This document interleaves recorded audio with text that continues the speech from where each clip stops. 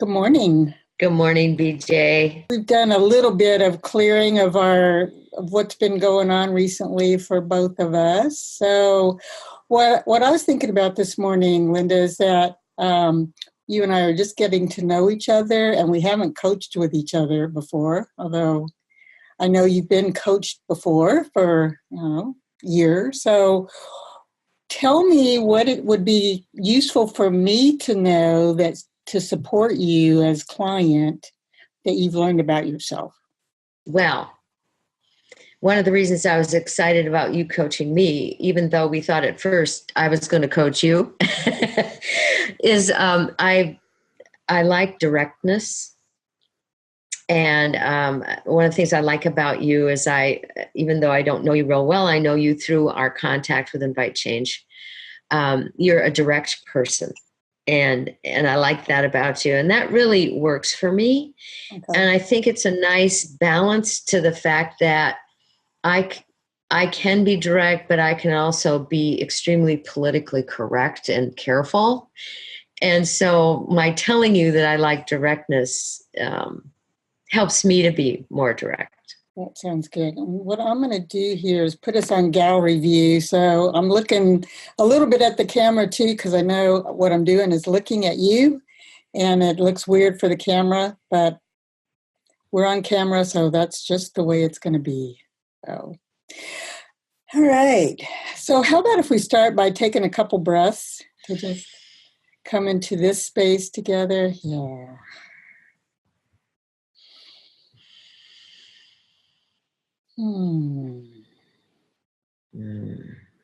Always feels good. Yes, it does. So what would be useful for us to explore today that's going on for you? Well, the general topic that I want to address with you is this place that I'm in right now of being extremely busy with all of the commitments I've made. I have worked through with another coach of mine, she's a peer coach, sort of how to manage an extremely busy schedule. And the focus of our discussion was being able to say no and knowing exactly what it is I wish to do. And I'm very clear about that. Mm-hmm. So the interest I have is this sort of crazy thing that almost seems impossible at times. And that is, even though I'm able to turn away things that I don't wish to engage with right now, I'm still much busier at the moment than I'd like to be. And that doesn't mean I'm doing things I don't like doing. I am. They're all things I like doing. But I'm looking to the future knowing that there's going to be a future time that I'm not going to be as busy as I am right now. But as a solo practitioner, as somebody who serves on 3 different boards, has lots of obligations in regards to that, my calendar is nutso. And I don't, when I work with execs, they have administrative assistants, and we do that process where they review their calendar, right? I don't have any, with one exception, I don't have, 2 actually, any routine commitments. Everything else is like a lot of coaches, you're balancing that person's schedule with your schedule and trying to decide where you can fit each other in. And so my calendar is really crazy. And at the moment, I have 2 really large obligations with a couple of boards I serve on. So that's been really taking my time, and it's been good. And I've gotten some things sort of off my plate, but they're still there, but they're not as pressing as they were. And there are some things on my plate that are still, happening right now and need a lot of attention. So I guess this is one of those things where I try as I might, or challenging my own assumptions and those kinds of things, I still am very stressed at times, just trying to manage the traffic. Mm-hmm. And I'd like to feel less stressed and have a better handle on controlling my schedule and the traffic. And some of that is improved and some of that hasn't. So when we're through in 20, 30 minutes or so, what is it that would be something new and useful for you that that hasn't come up before in all the work that you've done on a too busy schedule? I handle most of my calendaring on my iPhone. I have a PC, and those two calendars don't speak to each other. I have an Apple product for my iPhone and a PC for Microsoft for my regular Outlook email, etc. And what I'm challenged with is sort of seeing the whole picture. Mm-hmm. It's difficult to see the whole picture on a calendar. And the tool I use for that is the iPhone. Just speaking of the physical tool, that's the tool I use. And so that's kind of hard to do. I don't do extremely well with it because seeing a span, that's laid out for me visually on my iPhone calendar is not real easy. And it can't see more than a week at a time when you look at that calendar. So I think physically, I feel like I don't have a good handle on my schedule for the week, for instance, or my schedule for the coming week. And I don't visually have that in front of me. So I think what would be useful at the end is a sense of maybe taking some steps that I'm not currently taking to manage that.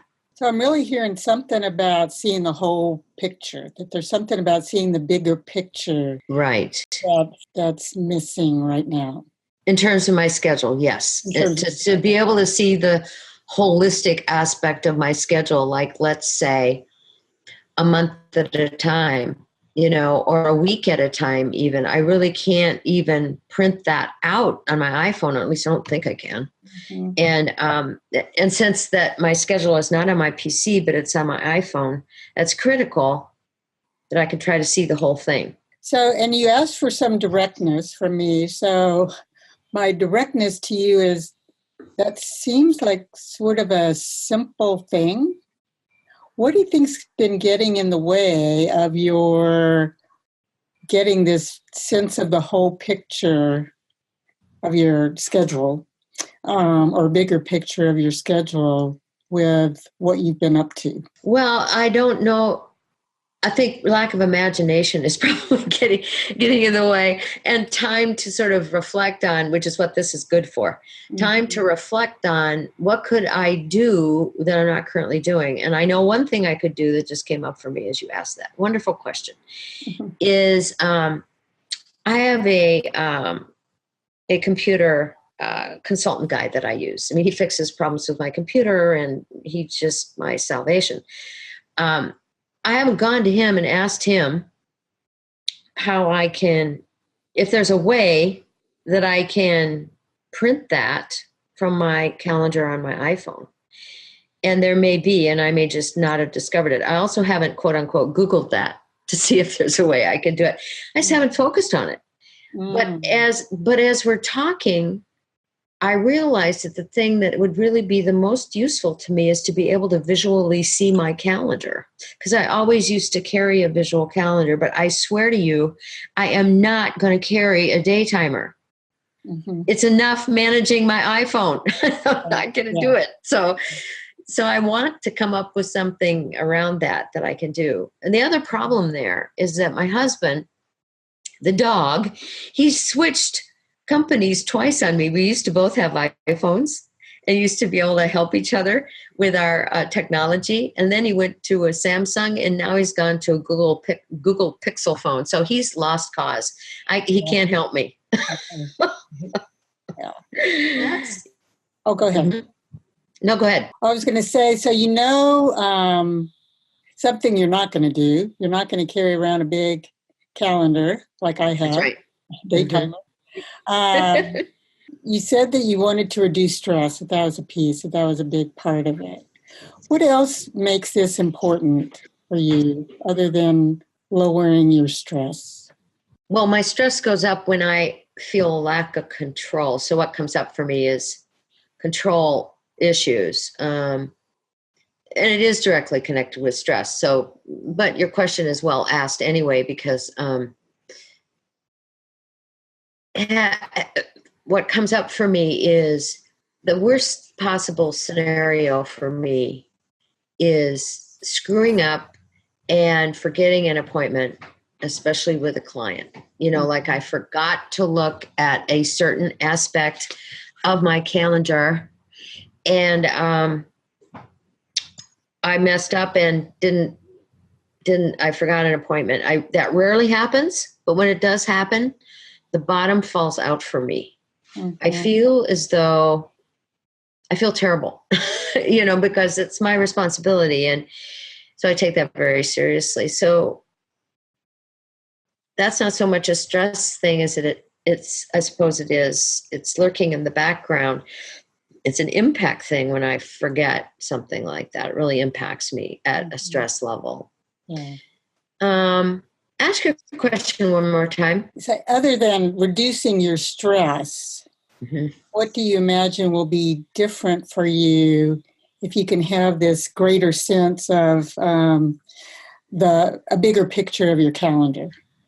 The scheduling of appointments for me so that I have the time to just be, and to do the things that are critical for self-care. So in other words, currently, and this I talked about with my other coach, currently I don't block schedule my workout times. I exercise every day, but I'm talking the times that I go to the gym, which is 2 long sessions a week. I'm quite a ways from the gym, so that's how I manage that, and that's where I lift my weights. I don't block schedule that. It just doesn't work to do it. I've tried it, and it just does not work. So if I can see visually my calendar more easily at a glance, then when I do schedule, it's easier for me to protect the time I need to do this block of time elsewhere, right?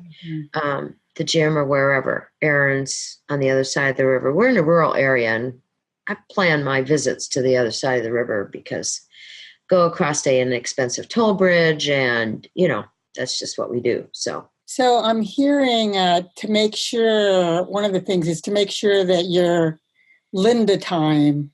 Yeah, that's the biggest challenge. You know, I have clients and I have obligations, and I put those first.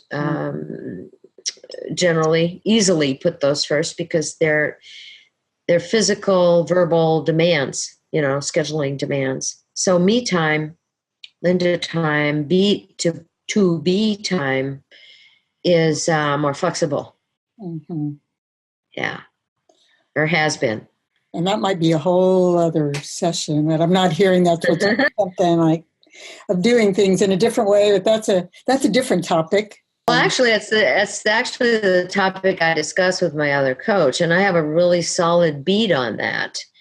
However, I don't have a handle on my calendaring, and that I look at that as a tool to do what I know I really want to do, and I always do. I mean, I really do put myself first, but when things get crazy, that's harder to do.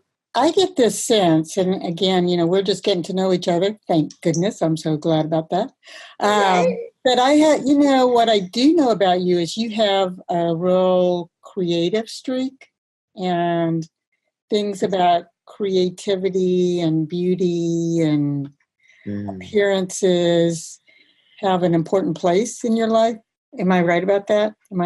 Yes, you are right about that. So I'm wondering if there's a way that you can look at the calendar part of your life in some creative, fun way that you haven't looked at before. Infuse my calendar with beauty and life. That's a good idea. I bet you that there is a way. I really have to think about that for sure. Nothing comes up immediately, but the concept is a good idea. See that it started having some new ideas going through your head. It showed up on your face of some intrigue. Yes. Even if we don't come up with the final answer today around that, would brainstorming some creative ideas be something useful for you?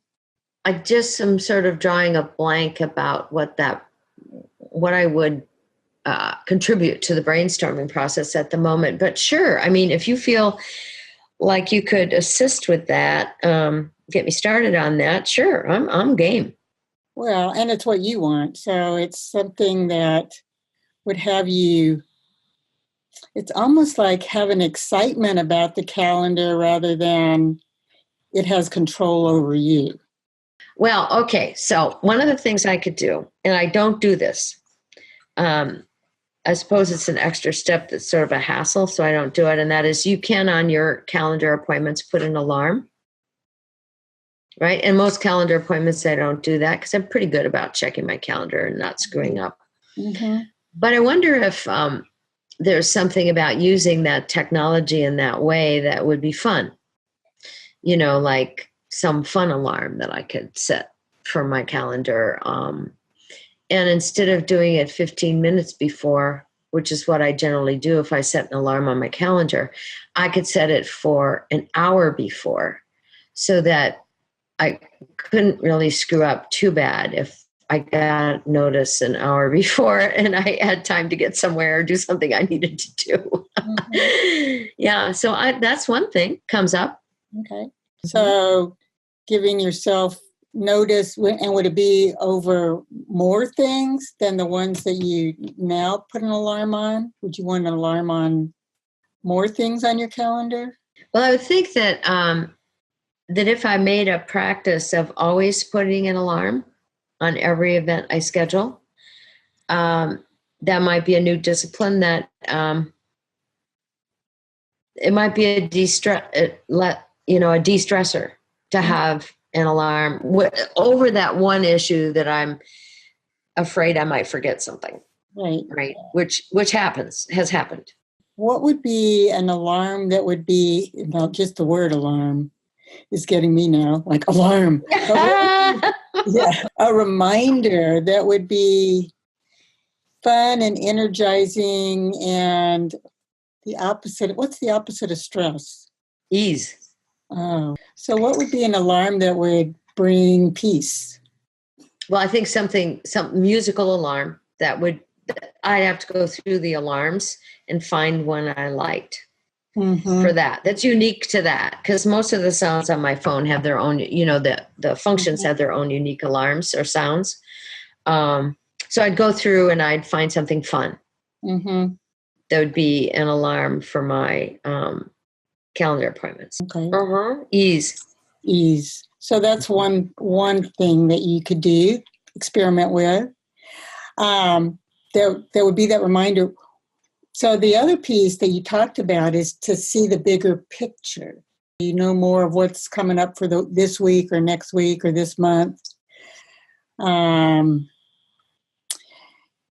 you were going to check in to see if you could print something as one thing. And I'm going to check with a couple people about that because I know that they have a lot more knowledge of this than I do. I would imagine there is a way to do that, but I've never been able to find it. But I'm, not as savvy about some of the functions on iPhone as other people are. So, yeah. So asking a couple people about checking to see if there's a way you can print it so you can see something, a bigger piece of it. Yes.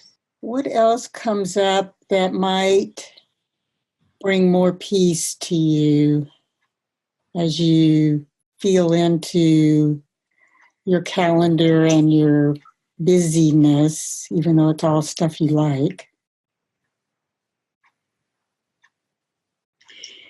Well, we haven't touched on this at all, but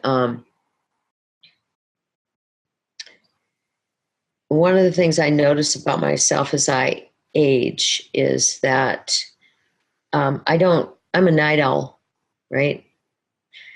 And it's easy for me to stay up at night, but it's not as easy to get up in the morning. It never has been. But one of the things I noticed as I age is how critical it is for me to get, a minimum amount of sleep, 7 hours. I really do best with 7 hours. Mm-hmm. This is what the literature shows too. So I guess I'm pretty average that way. Mm-hmm. So getting to bed a bit earlier than I normally, than is my night owl tendency to do, Mm-hmm. is a really, it's not about the calendar, but in a way it is, because that calendar's in my head. Mm-hmm. And when it comes to be 10:30 at night, I think, oh, great, it's gorgeous out. Let's go to the hot tub, right? Okay, so then we go to the hot tub. So then, and then by the time I tuck in, it's 11:30, and then I want to read a little bit before I go to sleep. So it's between 11:30 and midnight before I go to sleep. Mm-hmm. Then I get, so I think there's an opportunity there for me to be more mindful and conscientious, quote unquote, about getting to bed earlier, so that when I tend to get up a lot earlier than I used to. And I have a dog that gets us up around 6:30 to 7. So that's important. Mm-hmm. And as I think about this whole pressure around calendaring, that really does come up for me, that if I have adequate sleep, it's a whole lot easier to manage.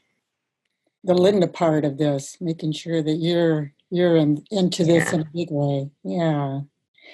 So you've had a 70-year history of going to bed late and waking up late. Well, I don't wake up late. I'm a nurse, so I used to always have to get up at 5:30 every morning. Okay. Maybe. Yeah, and I never went to bed before 11, ever, even though I had to get up at 5:30. But I can't do that anymore. I'm not young like I used to be. Right. That certainly goes without saying. So, yeah. So something that would bring out your creativity and joy and fun and self-care about making sure you get the adequate amount of sleep that is important for you. What would be something to start with in that direction? Well, I love to read, and that's when I read, is at night before I go to bed. Before I go to sleep, read in bed. My husband and I both do. So the creativity that comes up around that for me is the joy that I have in being able to do that. Right now I'm reading Liminal Thinking, which is the book that Janet recommended. It's a great book. It's not a novel. I love to read good writing novels, but this is really great. So there's a certain joy in looking forward to being able to have that time. That's a creative pursuit that I get to nourish, and I get to enjoy good concepts or beautiful writing. So a positive trigger for me there is to look forward to that before I go to sleep. And if I get to bed early enough, then I can really read a few pages before I start to nod out. So I wonder if there's something that you would commit to for yourself as an experiment for a week or two. I'm laughing because now you're going to hold my feet to the fire. I see. Okay, well, yeah, there is. We've got some out-of-town guests coming this week, and that might jog things. But they go to bed really early. and get up really early. So it shouldn't interfere. So I think what it would be is making a commitment to a range of time in which I would be between the sheets, right? So I would say, I commit to getting into bed between 10:30 and 11 for the next 2 weeks, making a commitment to do that. Mm-hmm. I don't see any reason I couldn't do that. Sometimes travel schedules and whatnot get in the way, but predominantly making that commitment. Mm-hmm. And then looking forward to having potentially at least a half hour before I go, to read, before it lights out. What will support you in that commitment to yourself so you can assure success? Having my husband, telling my husband about this and having him be supportive of that and useful in that way. Mm-hmm. Yeah. And he's good at that. He's much less of a night owl than I am. So, although I've reconditioned him, though, that's the problem. So I got to switch the conditioning in the opposite direction. But he's good with that, and he gets up earlier too. So he can help. Okay. And will that help with your accountability to yourself to have him as your? Oh, yes. Yeah. Yeah. Yes. Anything else that you think that you need for yourself to make that more likely you will be successful in getting under the sheets between 10:30 and 11 and getting your 7 hours? One of the things that helps is getting dinner a lot. We kind of enjoy eating a little on the later side. Mm-hmm. And if I'm going to get to bed early, I've got to eat a little earlier. And we both cook, and we cook together. That's one of our joys. Mm-hmm. So, sort of it's a cascade effect, right? When we talk about all the things you try to do in the evening, starting with eating well and eating at a decent hour. And we're pretty good at that, but it's rare that we're done with dinner by 7:00. I mean, we're usually just getting in the kitchen at 7:00 and eating around 8, Mm-hmm. So it's a domino effect. And I think that if we can make this commitment to eating earlier, that's really useful. So that's part of it too. Yeah. Experiment with eating earlier to support going to bed a bit earlier so you get the amount of sleep. So it makes the whole calendar bit a little less stressful to start with. Exactly. Yeah. So anything else that would feel important for you for today around this calendar bit, lowering your stress, getting more sleep? No, I don't think so. This has been really useful. It's just useful to be able to focus on the thing, the issue, and all the attendant issues around it. Yeah. Mm-hmm. What did you learn about yourself today in our brief conversation? I tend to overlook or disregard those things that I think should be de rigueur, should be relatively easy to do, no-brainer kinds of things. I tend to think or have this annoying inner dialogue about,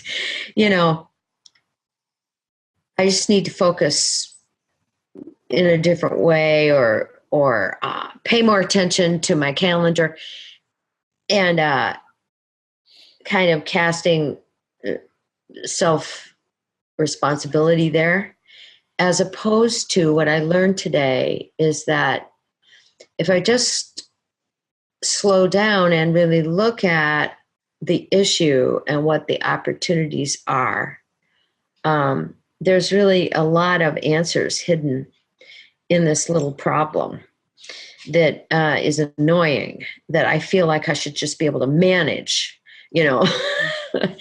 And so